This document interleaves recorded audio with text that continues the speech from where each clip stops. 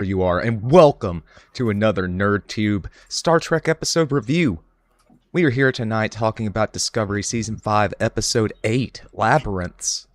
And it wouldn't be a NerdTube review of Trek if I wasn't joined by my Trekkies in arms. To my right, I have Zam. How are you this evening, sir? Fine, thank you, mate, and I'm looking forward to talking about this episode. Oh, a lot to talk about this week. Below him is Cheeto. How are you, sir? Good. As Zam said, can't wait to talk about this episode. And to his left is our newest addition, Ensign Donkey. I can't wait to talk about this episode. Okay. Just kidding. Let's do it. Let's do it. Okay. This was Sorry, just real quick before you go, we'll do the comment really quick. Dino Vance says, "Remember simpler times when orange-skinned, blonde-haired presidents said things like, 'This president is not above the law.'" So I don't know. I just figured get that out of the way before we get into it. I don't know what that has to do with Star Trek, but okay. Oh, it's good old Daniel Vance humor. Oh, no, wait, that's the president from Star Trek 6. Because the lady is an Afrosian or Afrasian or something like that. From the same race. Yeah, it's the same race as Red. He's like, hey, if these Romulan, Red Foreman, the Red Foreman. No, I honestly thought you were talking about Trump and orange skinned and blonde haired. You were talking going against Hillary Clinton. I'm not even lying. That's what I thought you were referencing there. There's obviously a Trump reference in there. That's the whole point. Mm-hmm. But no, he was. I mean, it was back. No, he's talking about the president from Star Trek 6, who was played by Red Foreman. He was going to put a boot up the Klingons. Hold on, that was Red Foreman. Yeah, I'm just now finding this out. He's also in an episode of Voyager. Yeah, he was also. Yeah. Oh, yeah, he was in Year of Hell, right? It's a two-parter. Yeah. Yep, Year of Hell 1 and 2. Oh. All right, sorry, mate. I didn't mean to derail your whole thing. But comments are important. So a quick little synopsis of this week's episode. Then we'll do overall impressions and thoughts. So while they're visiting the Eternal Archive, hunting for the final clue, Michael ends up in a mindscape labyrinth. Simultaneously, Rayner and Book and the rest of Discovery's crew deal with the Breen, who show up in the middle of the mission. So, I feel like it was a good episode this week. Zam, what were your overall impressions? This episode is called Labyrinths, yeah? Mm-hmm. I didn't think we got enough of that. And that's what, for me, was my one of my issues with the episode. It was your classic solve the mystery episode, which we haven't had much, really. You know, we've had like adventures and them roaming about, but, you know, these sort of episodes, they are part of Star Trek as well. And this was a good one to a degree.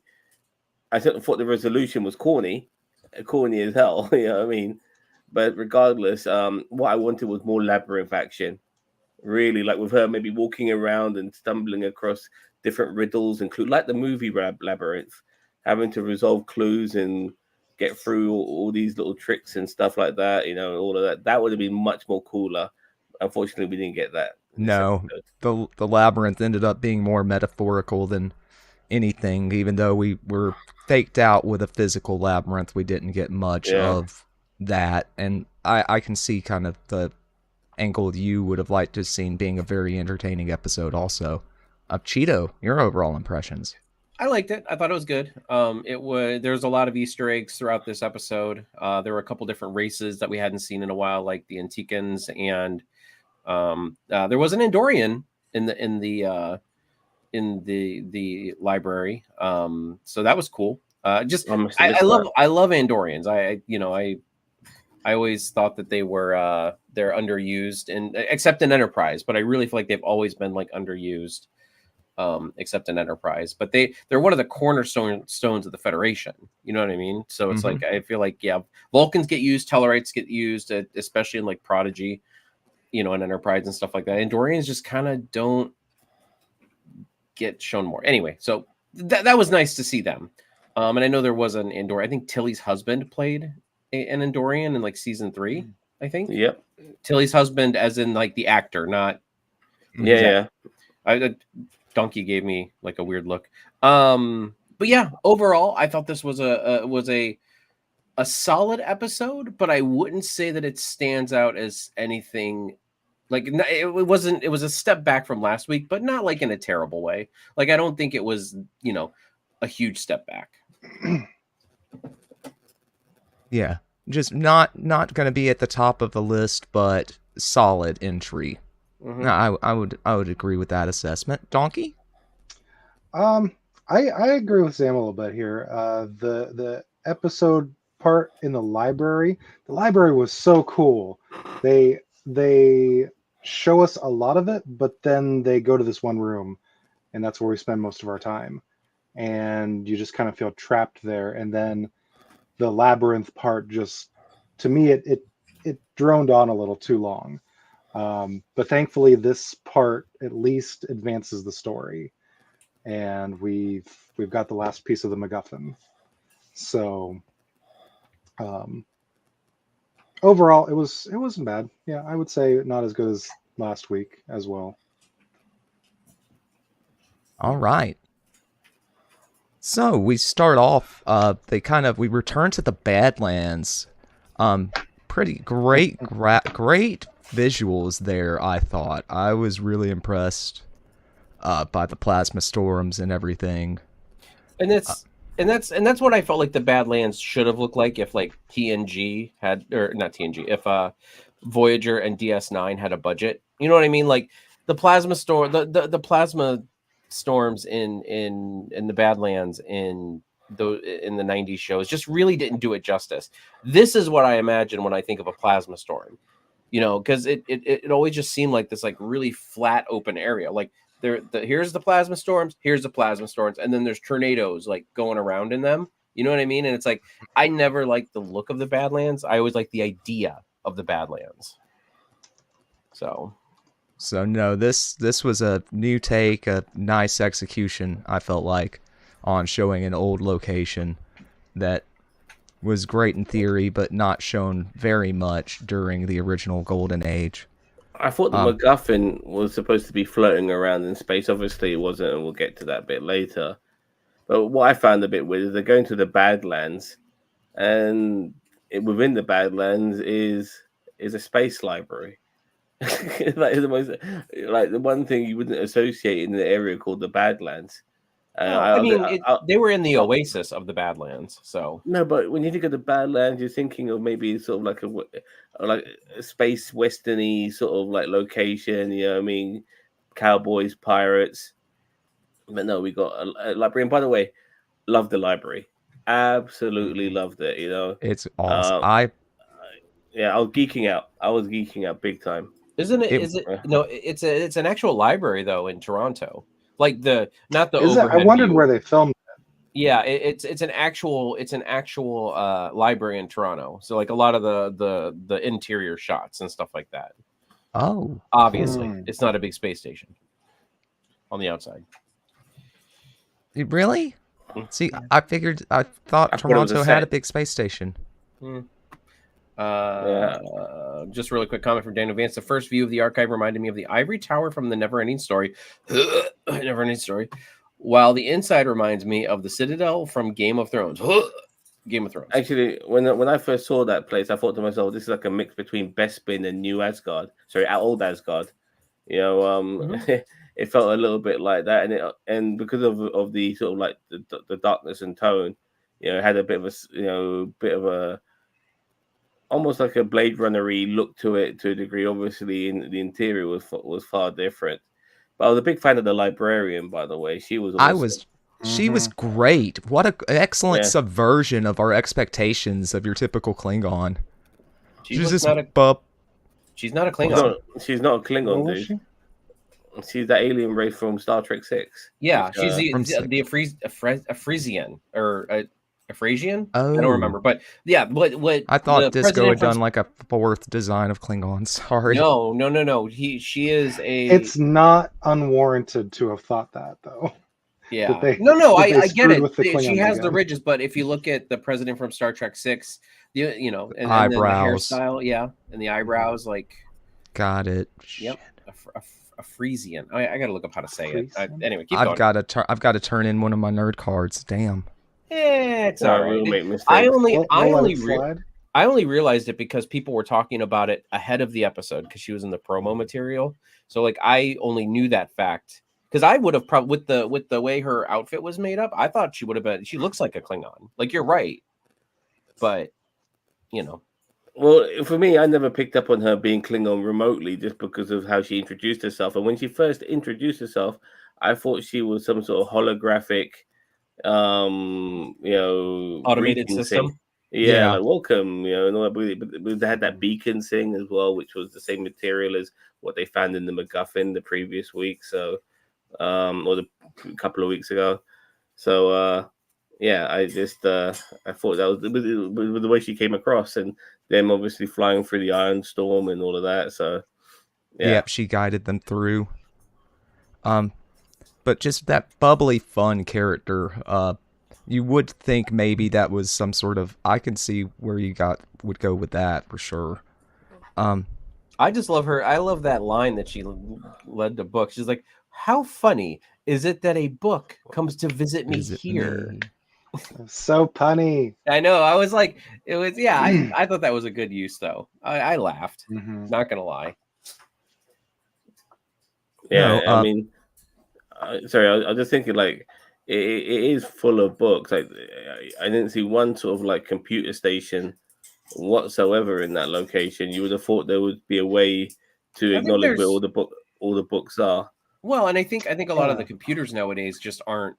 Like 5 quarters in there, you can just throw it on your screen. It just holographically comes in front of you. So I mean, that's kind of what what I assume. But I mean, it would be nice if there was like an old Macintosh sitting on one of the back shelves, Yeah, more because they made it sound like not just a art library type archive, a gallery. They insinuated that there were sort of archaeological relics and such like that there.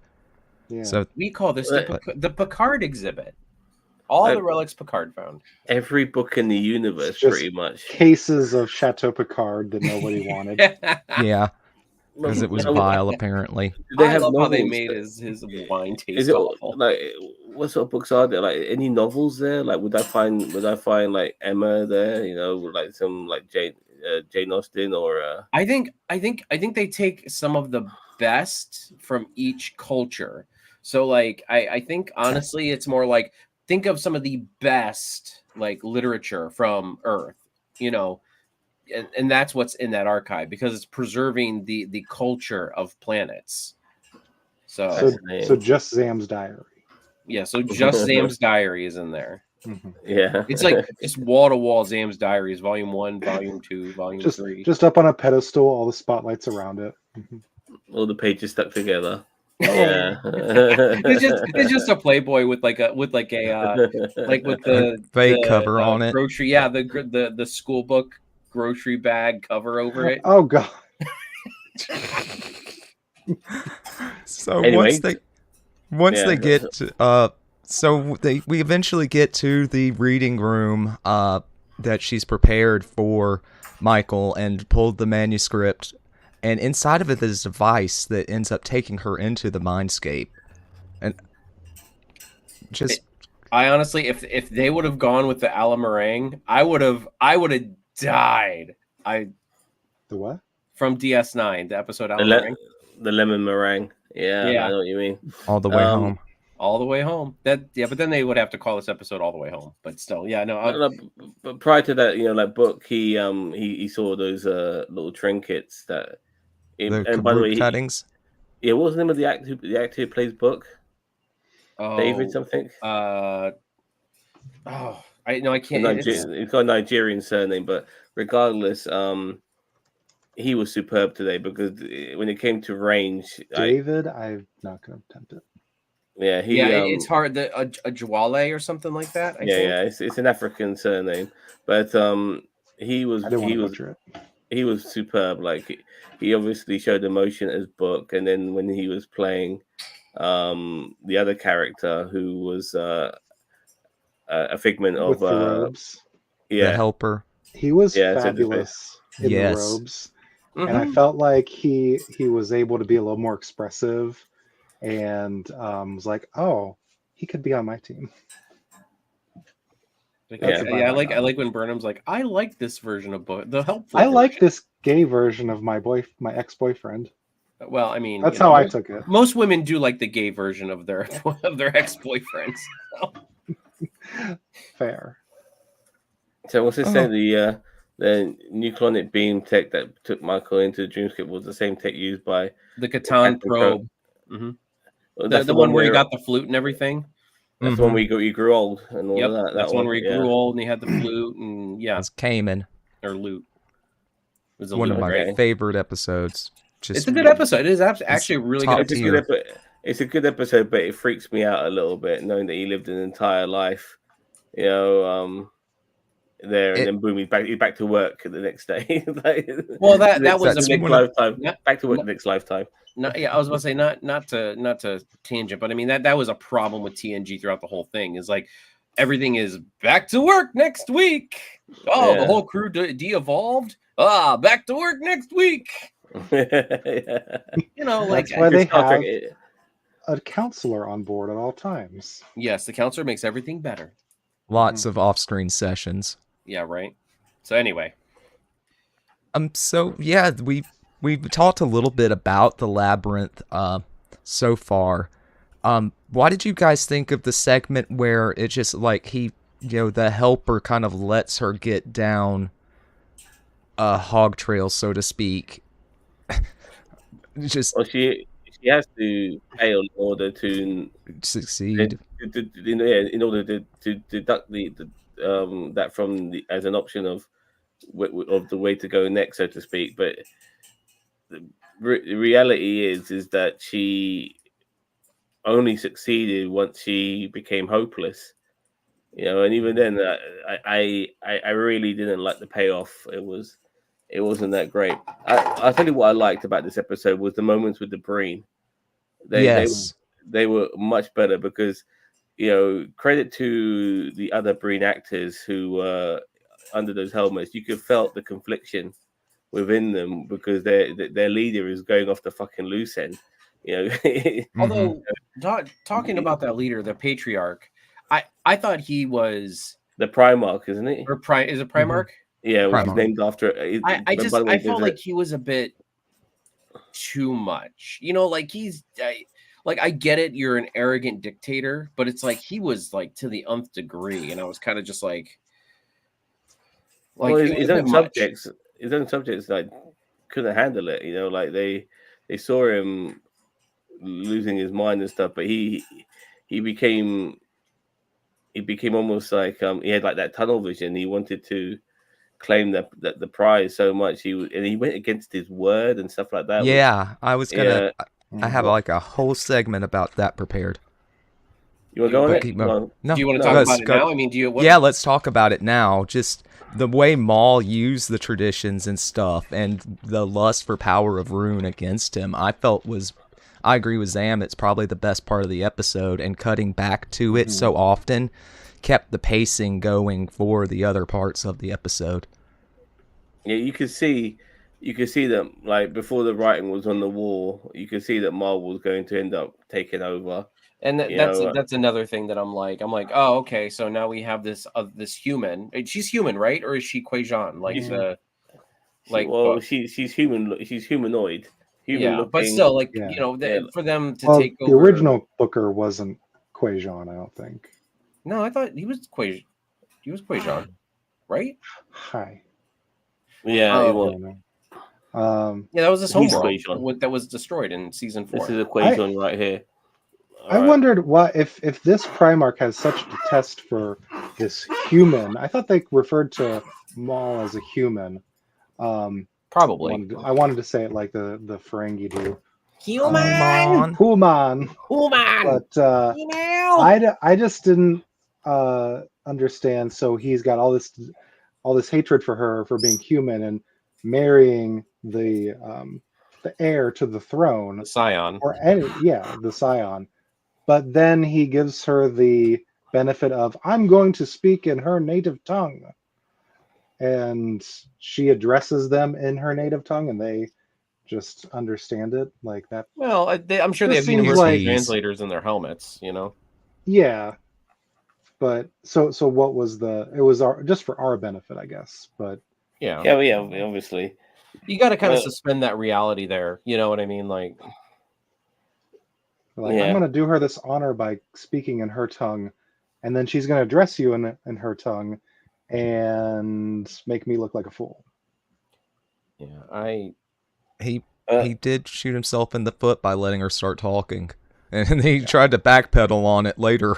Well, that's why I'm saying, like, he was very, like, and he did, like, the super villain thing. Like, yeah, he made not the blood pact. Was it not the blood pact? The, whatever pact it was that they wouldn't Targon, destroy. Yeah, they wouldn't destroy Targoon.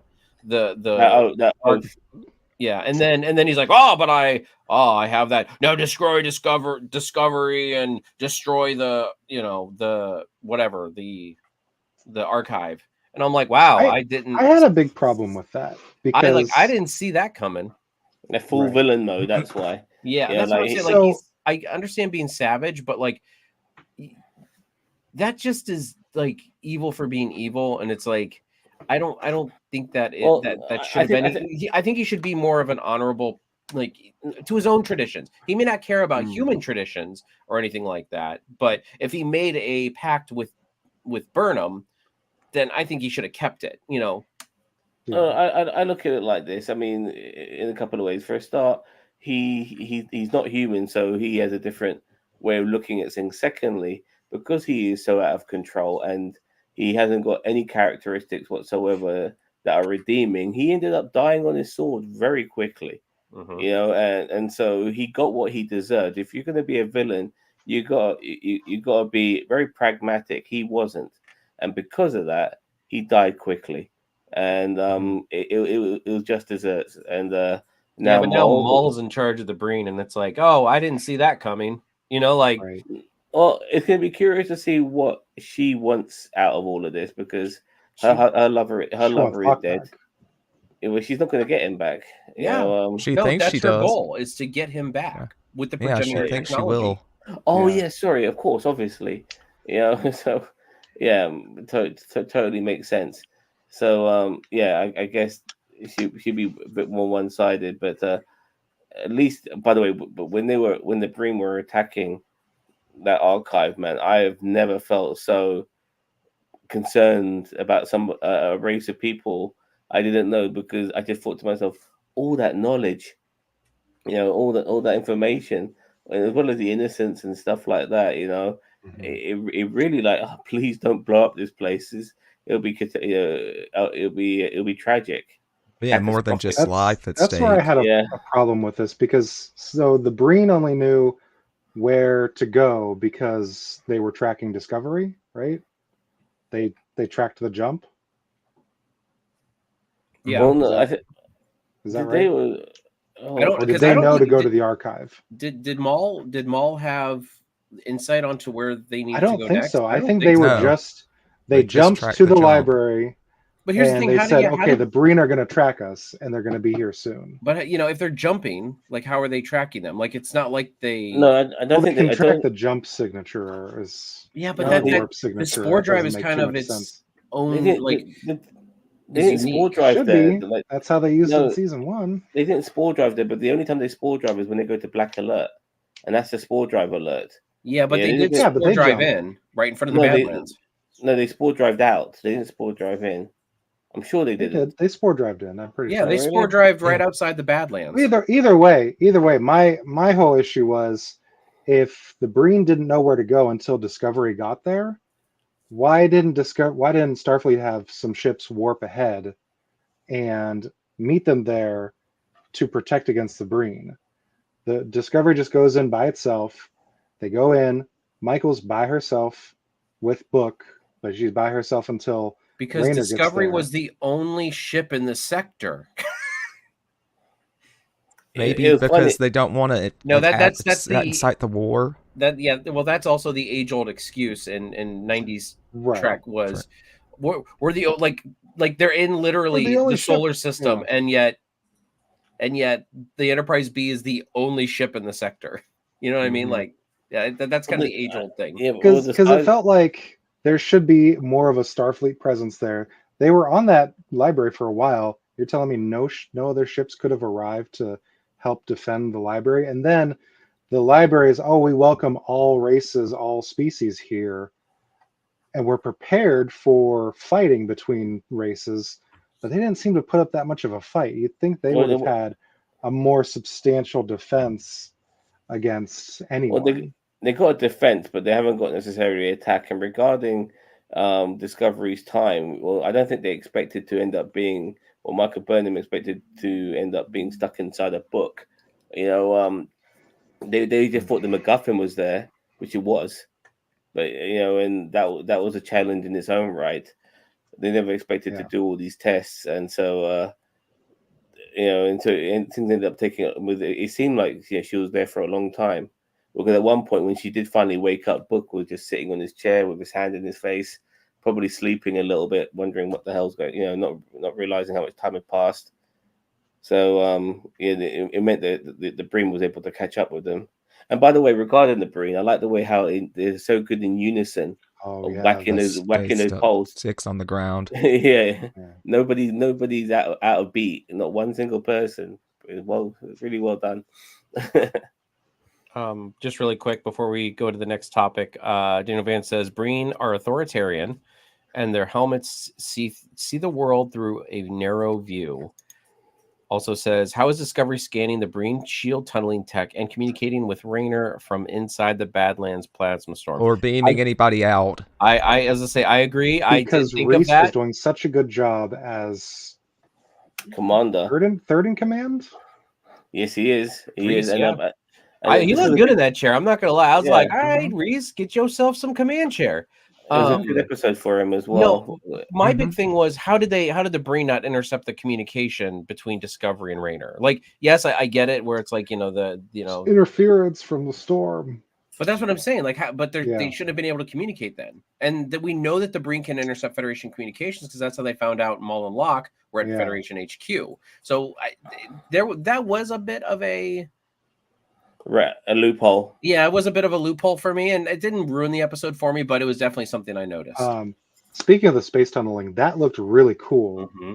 I liked it. I thought that was a great new technology. It was so cute that our lovable little queer space family figured out how to break it. Yeah, in unison. In unison. We got another good scene with Reno. Yeah, another one of her odd jobs ended up helping out and saving the day. I think Rick B's scared to. I think Rick B's scared to come back since I timed him out last week for speaking ill of Reno. Sometimes the Star Trek quips really fucking make my eye roll. Like, oh, I love it when you say that and shit like that. When they, oh god, it's just like, oh god, this is so quippy. It makes my eye rolls a little bit. Yes, because British TV is just the pinnacle. No, we have a different type of more of a dry humor. Like it's a little thing, like in Star Trek 6, where Spock tells McCoy, "You want to do surgery on a torpedo," and he goes, "Fascinating," while they're getting the shit bombed out of them, by the Klingons. Like, yeah, I'm gonna have a little joke here, a little quip here.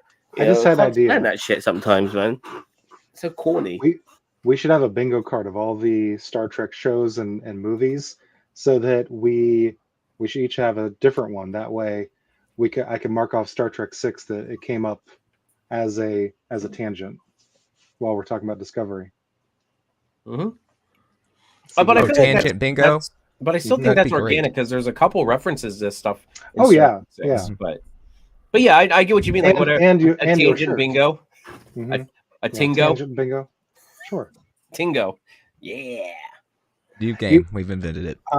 When they first brought out the Badlands last season or last episode, because I didn't watch too much of DS9. I know. Take my nerd card. Bad. I know, but my first thought was, are they talking about the Briar Patch? No, the Briar Patch is more nebulas and gaseous anomalies. The Badlands is actually like bad, nasty. Like it holds up to its name. This is like in Bajor, isn't it? In that neck of the woods, it's near Bajor. Yeah, it's near Bajor and the Cardassian Federation border, and because that's where the Maquis were hiding. The Maquis would hide in the Badlands. Oh, because that's why Voyager went in into there. the Badlands to find the key. So once again, I just find it so bizarre seeing a library in space there. It would be a place, in my opinion, that would get raided on a regular basis. Well, but they even said they're hiding. They're hiding, and they have a good relationship with all races. The Breen are just assholes, like, you know what I mean. And this patriarch, that particular Breen was an asshole. I mean, he, after giving his word, he was willing to blow it up again. Like, well, and even his subordinates around him were like, wait a minute, like, why are we blowing up the archive? Like, even they were like, no, we like the archive. Why are we blowing it? It's not like everybody had Breen relics. They mentioned all those other Breen factions in the last episode, where you think we might have seen some of those too, like my issue with Starfleet not being there. Why was this Primarch the only one there in his dreadnought that no one else? Because I think he wants a progenitor technology for himself, like before he lets everybody in on it. So I get that. Like, there's kind of a good reason. They've mentioned these other factions, but are they the only power struggle we've really seen is at the end of the episode here? Yeah. Well, look, in my opinion, those other Breen factions will come in play to actually help the Federation. In my opinion, they'll see like this new Breen faction run by this human who was previously run by a tyrant. They'll want to put a stop to it, and I think that's what will happen. This Breen faction itself, very powerful. I mean, their dreadnought ship is humongous. It will take most of Starfleet's fleet to probably destroy it. So if that works for any of you. So I do think the other factions, because they mentioned them enough, that I do feel that they'll come into play as a savior, probably by episode 10. Yeah, like one of them sees reason and stops this Breen faction. It'll be a power play, like they've done before. So basically, while Discovery's trying to get the progenitor technology, the Breen are going to be fighting each other. It's kind of like in Serenity when Mal was was heading towards whatever the planet was that they wanted to get onto. What was it? The one planet, and it was surrounded by like the police force or the Imperial. Oh, the drones?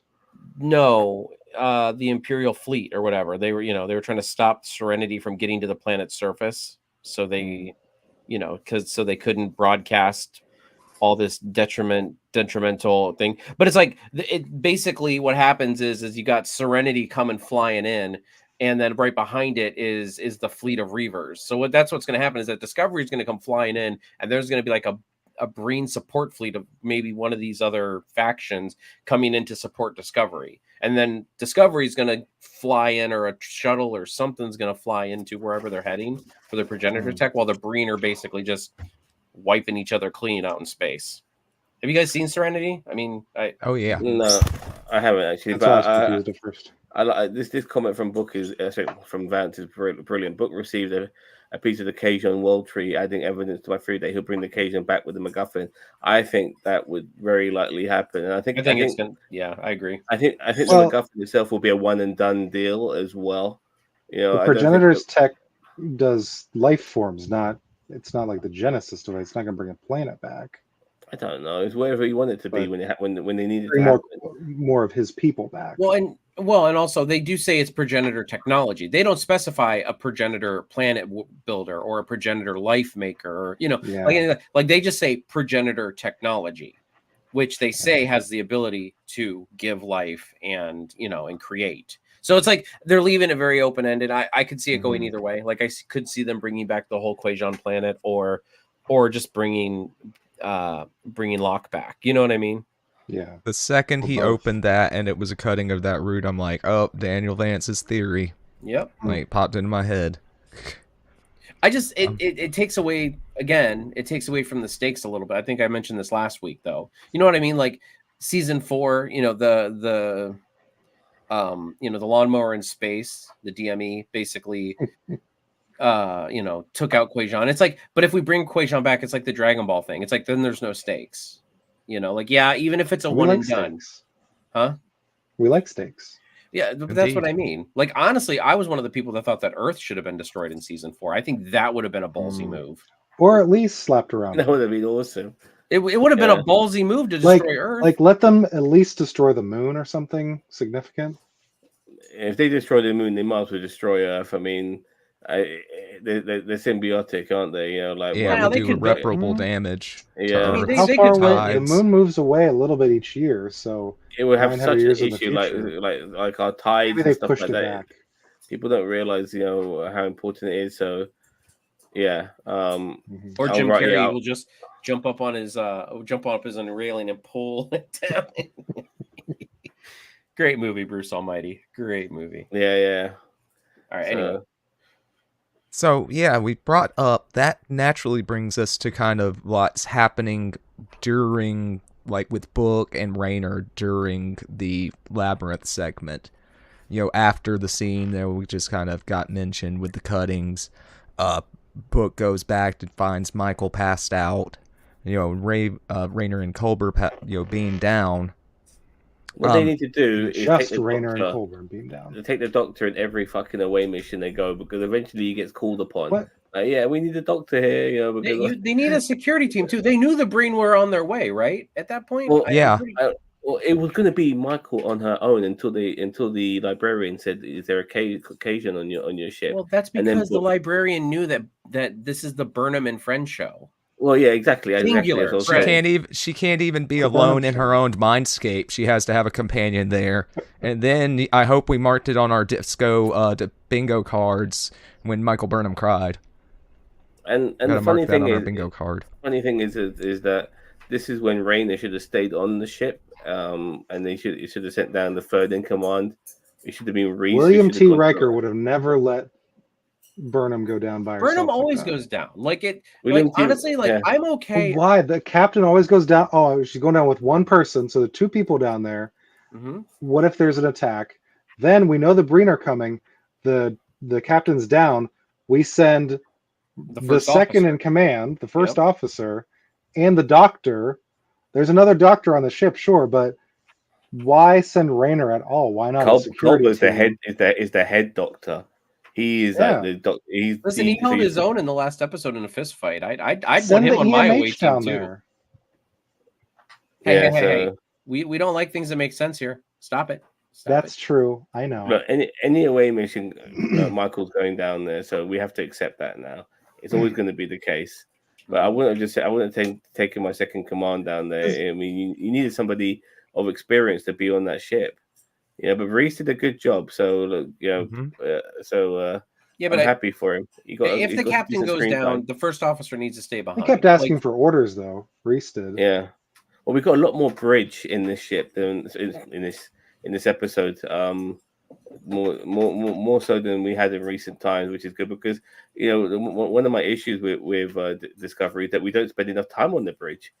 Okay. I would like to have episodes where it's majority on the bridge, because other episodes have been like that, like on TNG and Voyager and stuff like that. So the show should be no different, and then that way we have to get to know the other characters.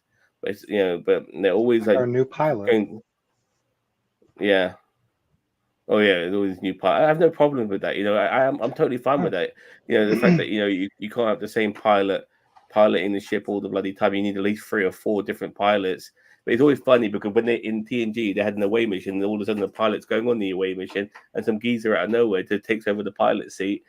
I love it when the wrong color uniform takes over the seats. Like you have like somebody in like a blue uniform sit down at the con, and I'm like, what color was Picard wearing when he was like not captain? He was Lieutenant Blue. Picard. Yeah, he was. It looked like a science.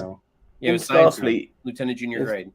In Starfleet, you need to be a little bit of a jack of all trades. Yeah, but now when you have a full complement crew, like if you have a full complement crew, that's what I was going to ask. How many people are on Discovery that only 4 people went down to this archive? I think there's 300. I don't know what I think. I just think everyone in Starfleet would. I mean, obviously some will be way better than others, but I think everyone in Starfleet should be capable of piloting a ship. I think it's compulsory. I know, but I'm Erica Ortegas and I pilot the ship. Yeah. But I understand that, but at the same time, as I said, when you have a full comp, like I can understand if like most of the crew is incapacitated or gone or dead or something, then you need to take the con. But it's like you have a fully staffed ship, and keep in mind you have personal transporters now, so all you have to do is go, Lieutenant Donkey, please come to the bridge to take over the con, and then they just there's a transporter interference. I can't get there. Yeah, right. They're like, don't beat me up, Scotty. I'm taking a shit. That'll never get old. No, the most shared Star Trek meme on the planet. Right? Yeah. Every public toilet you go to. You know, if a Trekkie's been there, if that's there. Yep. Yeah. So Rayner and Book, Rayner has them bring the list of what all the Bajoran scientist, or Beta Z scientist, Blarg, sorry, looked at while she was during her time at the archive. I find it funny that not funny, but I like it that they keep trying to go to history to try to find solutions to things. And it just seems fitting to me. I mean, fitting if there was a Betazoid in this episode in some capacity. That would be nice. Considering what they're looking for. It would be nice, just you haven't seen one in ages, other than Troy, who's actually is not even a full Betazoid. She's half. Her mum probably is the only time I've ever really seen a Betazoid. So it would be nice to get another Betazoid in this episode. But it is what it is. So there's two different on Discovery. They think they have a crew of either 480 or 136. Both have been like inferenced like that. So that's like disparate numbers. Only 100 people on board. What are the rest of them doing? Science and stuff. They're doing science, but maybe a couple of them wanted to go visit the archive while we're down here, or could have joined the away team to help support the captain. Listen, I'm sorry, it's a Smurf village over there, okay? Just, everybody's got a job. Yeah. Yeah, I guess, yeah. Then there's one Smurfette, and you know what happens to her. You know what her job is. And that shit was... They can't be... I don't want to get into... I don't want to be 22 or 21 and 24 from Venture Brothers here right now and discuss what... do we... Let's see here. Just while you gather your thoughts there, Mage, there's two comments here from Daniel Vance.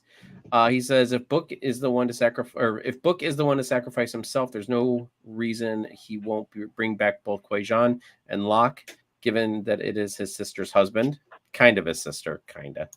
And then he also says, I bet the lower number is the crew. The upper number includes the dots, sevens.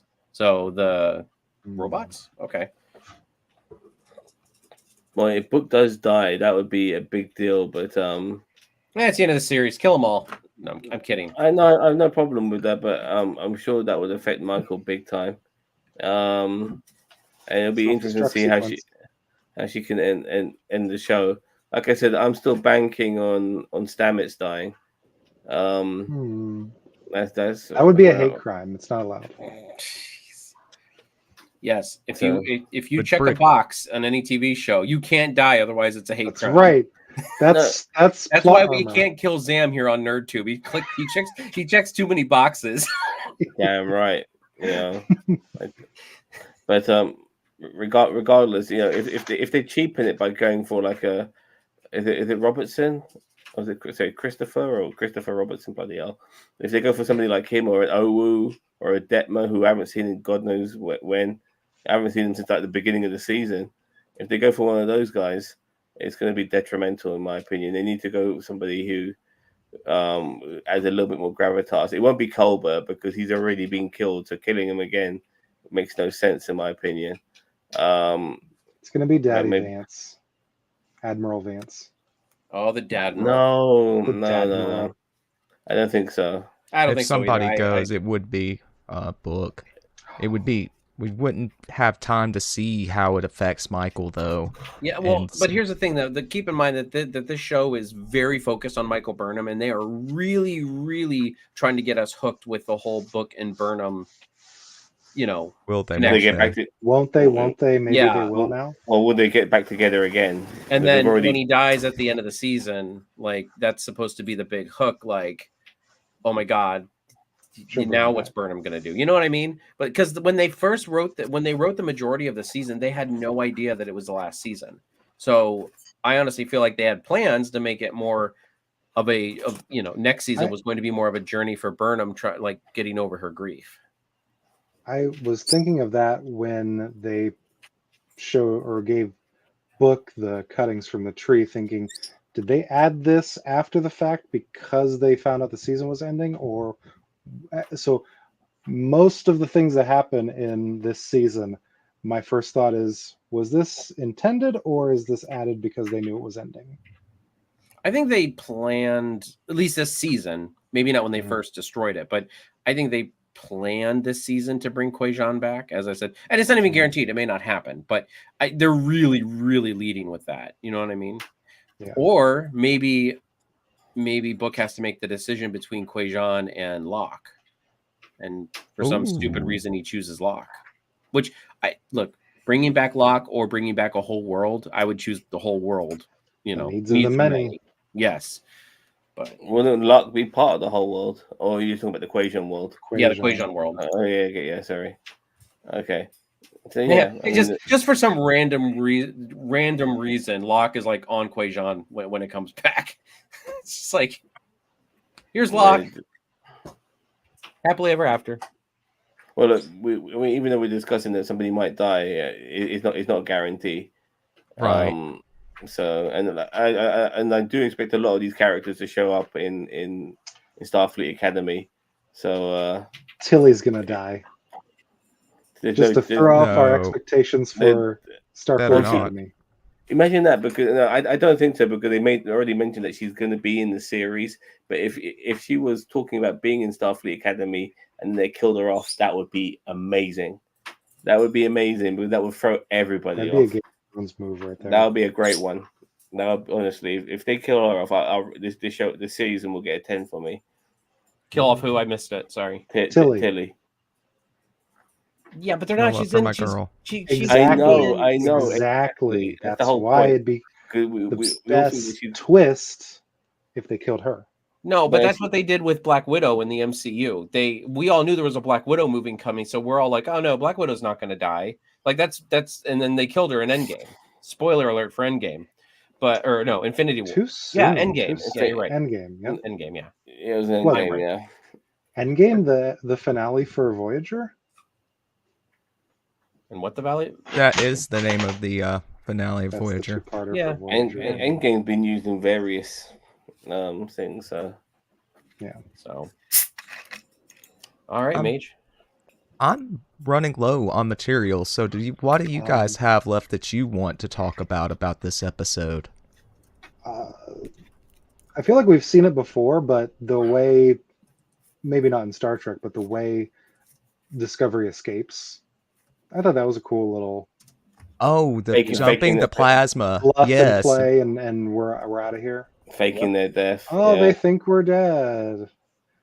I mean, it was a good call. Yeah, and everyone's just looking at her like, "What are you talking about?" And Captain Grumpy is like, "Your captain gave an order. Get to it." It makes me wonder if he just trusted her, or if he actually knew what she was like. If he figured out what she was planning on doing when she go either way with him. Vent all the drive plasma and because Riker did that in the Briar Patch, right? He scooped it up and then. Well, that's what he ignited that. But yeah, this was more like they were venting the drive plasma to make it look like the ship was destroyed. To let the weapons ignite it for them as they jumped out. Yep. Of course, when they jump, all the spore drives damaged, all the warp drives damaged. Oh no. Transporters are offline. And what about the replicators? How will I have my coffee? Well, a couple of things. What do you think of how Burnham resolved the riddle, or like the whole scenario that she was in? Oh, the test? The test. I thought that was weak. Yeah, it was Yeah. really weak. She A solved lot it. of time on that for such a simple resolution. She solved it by accident. That's the funny thing. Yeah, it was Yeah, very she's like, well, I'm accidental. done here, so you might as well like, here's all of my trauma dumping. Oh, hey, that worked. Yeah. Yeah, that was so bizarre. And obviously now they got the MacGuffin, and like they tapped it, and it brought up this star map. And then now they're gonna find Luke Skywalker. R2 led them to the map. No, but listen, I never like that whole map thing, and like, why do you need a map? Like, it's not like it's a maze, you know. Like why is it not just a straight shot? You know what I mean? To wherever Luke is. Why do we have wibbly wobbly, timey wimey? Yeah, whatever. No. Like, are we talking about when Kylo Ren was looking for? No, when R2 brought up the map to Luke Skywalker. Wasn't he in the Outer Rim?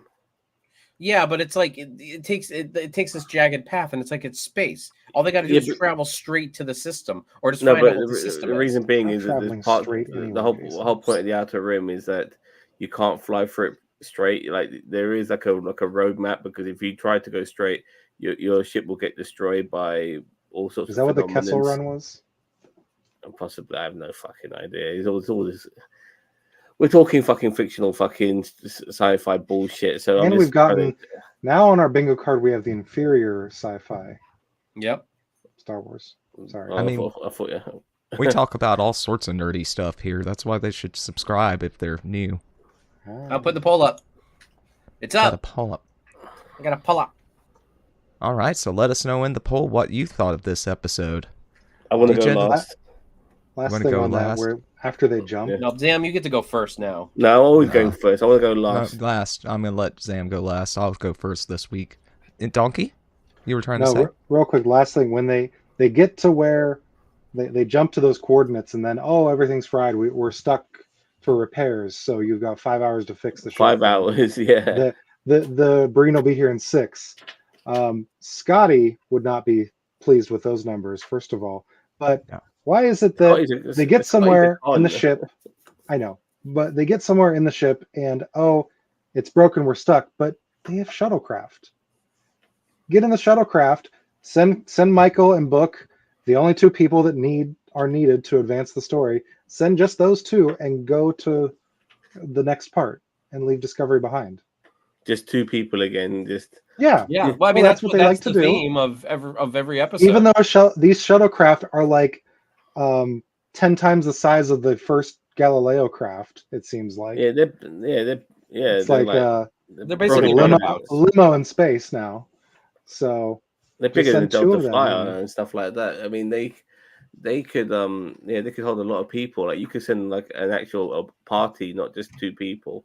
Mm-hmm. You know, which would probably be they have warp drive in the shuttle. So why is the crew stuck?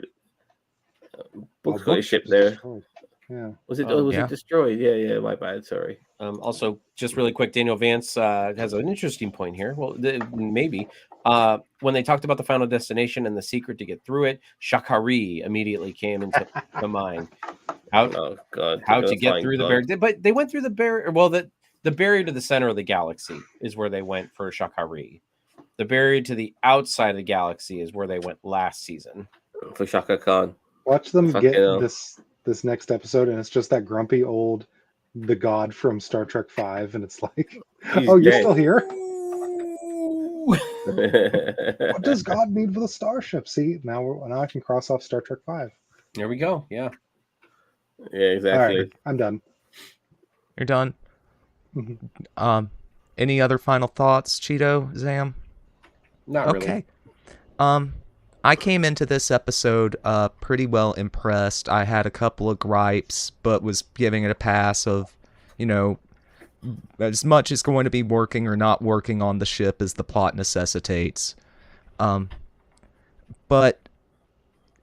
the more you guys talked about it, the more underwhelmed I felt by the main segment of the episode, the Michael stuff. It did feel a little bit draggy, but the pacing overall was pretty good because of bouncing around between the other two plot lines. So I this week will give the episode a 7. Donkey, what are your thought marks? I was also going to give it a 7. I felt like it's silly that Discovery is always going in by itself. I know they can jump first and be there first, and Burnham just going in with Book, just the two of them, just didn't make sense to me. And we spent a lot of time on that labyrinth without much, with such a simple conclusion. So for that, and just the, it's cool to see the Breen, but where's the other factions that were there's this big power struggle. So since we didn't see any of that either, I give it a 7. Okay, Cousin Cheeto. I agreed, 7. As I said, I think this is a step back from last week, but not like a detrimental step back. I think that still the episode was entertaining. I thought they did a lot. I think they did a lot of good things in this episode. There was some overarching problems, but they did really well in this episode with a lot of things. So I think it's a solid 7. Okay, and Sam. There was not enough self-reflection of Discovery by realizing the amount of shit they brought to that library. Like their presence brings so much headache and hell for a lot of people. Just by visiting them, and these innocent people with the treasures they have, of historical artifacts and relics, as well as all these knowledgeable books. They brought more grief to these people than they deserved, and it was all because of them looking for this MacGuffin. I was upset with the lack of labyrinth action, and the fact that Michael resolved passed the test by giving up pretty much, which was really fucking stupid.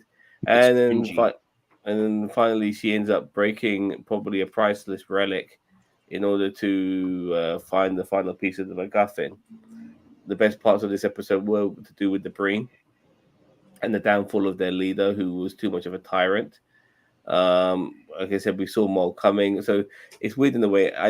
There were elements of this episode I like an idea of a floating library in space that I really like, and I like the fact that once I saw the Breen trying to destroy it, it really upset me, and not much has upset me since the destruction of Vulcan in the Kelvin universe. So overall, what I'm going to give this is the same marks you guys gave it, a 7. If you're going to call an episode of Labyrinth, give me some goddamn Labyrinth. I want half an hour of her solving clues, going from place to place, finding block walls, meeting all these different unusual characters. Instead of what they did instead, I felt was a cop out, and I didn't like it. Having Book there as an alternative person, maybe the same on casting. Even though his performance was great, today. But I wasn't enjoying it. It was a good episode. It wasn't a great episode. It had flaws, major flaws, but it was far from bad. That's all I'm saying. So 7 out of 10. All right, so 7s across the board. What does chat say, Cheeto? Chat is 67% 5 through 7, and 33% 8 or 9. So okay, some people actually ranked it higher than we did, and it seems like everybody else is kind of right there with us. Most everybody's right there with us with the between 5 and 7. So even though we all gave it 7s, they're anywhere between 5 and 7. So I'd say that's right around the same area, above average. You know what I mean? Like above average, not terrible, but passable. Literally a C. Yep. That clue about getting through the final descent Fade to Black. This one scene summed up the entire season so far. I don't know. I mean, I think because this episode wasn't the best, and in hindsight, I might have given it a 6 to tell you the truth. But regardless, I wouldn't say that about the whole season. I think it's been a pretty cool thrill ride for most of this season. But not every episode, even in the season, is going to be great. I do. I mean, not to tangent too much, but I do really like the format that they're doing here, is because it's kind of what I wanted from Discovery in season 4. kind of like this tour, and we're meeting different, like maybe not meeting specifically different races, but we are touring and getting to know the 32nd century more. We're not just on this, like, you know, this chase trying to figure out what's destroying what or whatever. We're actually like learning things about the 32nd century in this time. You know, like last season, it was more like we have to stay ahead of the lawnmower in space, and you know, and you know, but nothing else really mattered at that point. You weren't really learning too much about it. This time we're actually digging into where they're going and actually, you know, learning things about what races and what people are doing in the 32nd century. So I really am appreciating this format for the season. Yeah, I just want to also quickly say we have a lot of people watching this on X, on Twitter right now, and if you check in the responses, you'll see a link to this YouTube channel or to this particular podcast, but you could obviously find our YouTube channel after that. And then you could join us in the comments and ask us some questions regarding this. So you don't have to watch us from afar. Join us on YouTube. Indeed, because there's a lot. Yeah. Lots of different stuff that we talk about here. We'll have Doctor Who this weekend. Did you get to watch? I haven't. I still haven't been able. I've got so much going on. Tomorrow we talk about just general topics and politics with the world's gone insane. What do you guys have on the docket for that tomorrow, Zam? Well, at the moment it might be that idiot Harrison guy who wants all women to go back in the kitchen, even though his mum is a psychiatrist. I can't imagine him going up to his mum and telling, "Hey, mom, get back in the kitchen and he make me is disinvited from the holidays." Yeah. Happy Exactly. holidays. Obviously, there'll be certain things. I do think America will have a new president in the next election because it looks like Biden is not going to win, in my opinion, simply because the Democratic Party don't listen to their voters, man. They despise their voters, unfortunately, you know, and so they. But anyway, that's all politics. Let's not talk about that. I'm really sorry you're going to get Trump. I do apologize. You know, everyone hates him. I know that. But that's how it's going to be. Just make room for us in your flat there, buddy. Yeah, we'll do. You know, I've got a spare room. Next week, we have fan film reactions returning. We've kind of taken a hiatus from those for the past couple months. So we did film a couple fan film reactions this past weekend, and I'm already working on editing those. So hopefully by next Tuesday, we will have the fan film reactions will return. So we've got a couple good Star Trek ones for you guys. So that's really all I have on the docket at this very moment. Check this channel out as well. Sorry, Mage. Check this channel out as well as I've recently given my opinions on the latest Assassin's Creed video game, not necessarily on the trailer, but more on the pricing that Ubisoft expects to take from us when it comes to all their editions. They are charging £115, which is probably about $120 for an Ultimate Edition, and no video game should be 1/3 the price of a goddamn console. It's absolutely ridiculous. Mm-hmm. So lots of different stuff to check out here on NerdTube. So please consider poking around the channel. There's probably something for you. Then that's what I've got to say. You've been watching NerdTube, the greatest channel that you maybe sort of kind of heard of on any social. Remember it.